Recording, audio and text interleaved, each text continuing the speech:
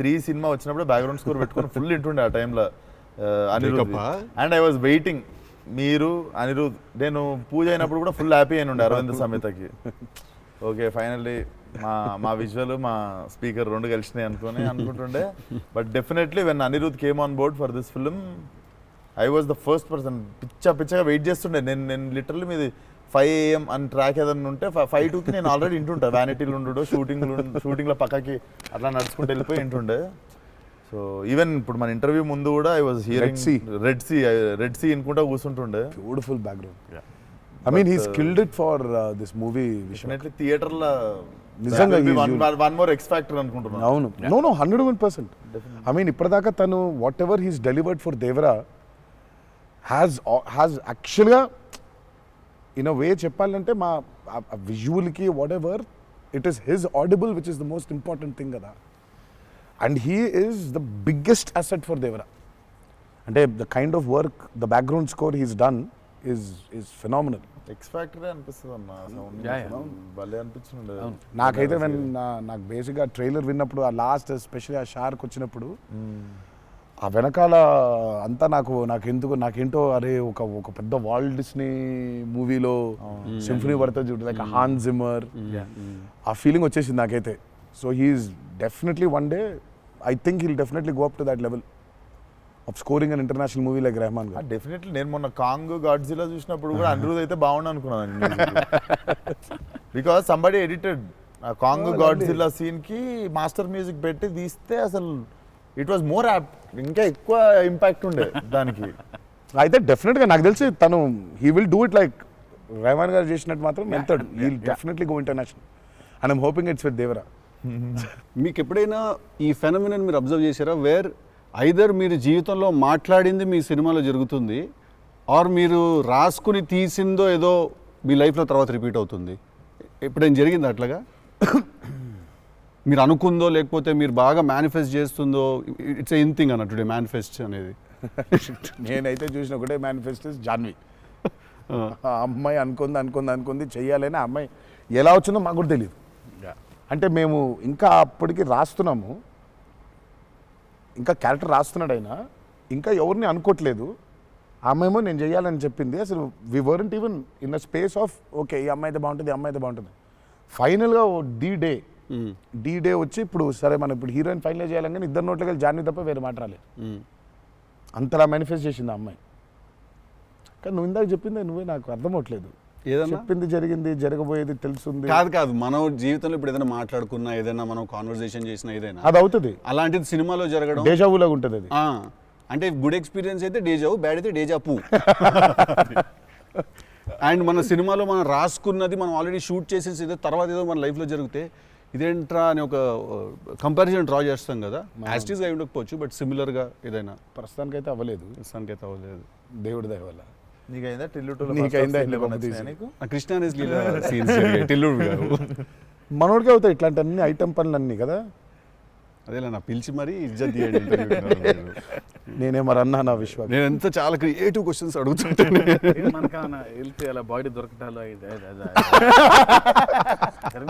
లేదు సార్, పాతి పెట్టడాలు లేదు సార్, లేదు ముద్దు పెట్టడాల వరకు అయి ఉంటుంది.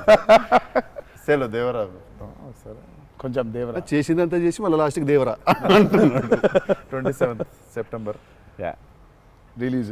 ఇంకేముందన్న చెప్పండి. బాగా కష్టపడిన సీక్వెన్స్ ఏది? మీరు బాగా ఇరిటేట్ అయిపోయి కోపం కష్టం కాదు కానీ ఇరిటేట్. షూటింగ్ నేను రాని ఇంకా నేను అదే చెప్పబోతుంటే మధ్యలో ఆపిండు. నీ మ్యాటర్లోకి వచ్చింది ఆ మేనిఫెస్టేషన్. నువ్వు వచ్చినావు మళ్ళీ ఆయన అక్కడి నుంచి ఎక్కడ డ్రై లైఫ్, నువ్వు డ్రై లైఫ్ లో వెళ్తుంది ఇక్కడ మొత్తం. అది అట్లా కాదు కరెక్ట్. ఎక్కడ ఉన్నాం? గోవాలో ఫ్రస్ట్రేషన్ వచ్చేసి బీపీ పెరిగిపోయింది. నాకేందంటే అది నువ్వు అన్నావు కదా మేనిఫెస్టేషన్ ఇట్లాంటివి గలీజ్ పనులన్నీ అయితే నాకు వేడి చచ్చిపోతున్నాము. సముద్రంలో అలా నవ్వుకుంటూ ఉండాలి కానీ వేడి తొబ్బేస్తుంది. అంటే ఇంకా పైన అట్లా లిట్టలు కట్టుందంటే వర్షం, ఇక నిప్పున వర్షం కురిపిస్తుంది సూర్యుడు పైకి. అట్లా కూర్చొని పక్కనే ఒక రూమ్ పెట్టిండ్రు, ఏసీ ఉంది అందులో. శివా పోతా ఇంకా ఒక్క షాట్ అన్నా పోతా, నేను చచ్చిపోయేలా ఉన్నాను, నేను చచ్చిపోతా. నాకు ఒక్క సెకండ్ నిజంగా ఇంకా అబ్బాయి ప్రంతి పిల్లలు ఏమైంది, నా జీవితం ఏంది, నేను చచ్చిపోతానా అని. అయిపోయింది ఓకే అన్నారు. ఇక అక్కడే లుంగి ఇట్లా తీసి అఫ్కోర్స్ షార్ట్స్ ఉన్నాయి, ఇక షార్ట్స్తో పరిగెత్తిన లోపలికి పరిగెత్తి వెళ్ళి తలుపు అట్లా వేసుకోగానే ఒక్క సెకండ్ చల్లగా ఉండింది. బతికినాన్రా అని చెప్పి ఆ తలుపు వేసి అట్లా బెడ్ మీద అలా పడ్డాను, కరెంట్ పోయింది. సారీ నవ్వద్దు. నీ కష్టం పగవాడికి కూడా రాకూడదు, మీకు కూడా రావద్దు. నిజంగా నాకు కరెంట్ పోయింది. కరెంట్ పోయి నేను ఇంకా ఫోను, అమ్మ కరెంట్ పోయింది, ఇంటి దగ్గర జనరేటర్ లేదా, దరిద్రం చూడు. కరెక్ట్గా ఆ రోజే నిన్న ఆడు జనరేటర్ పాడైపోయింది.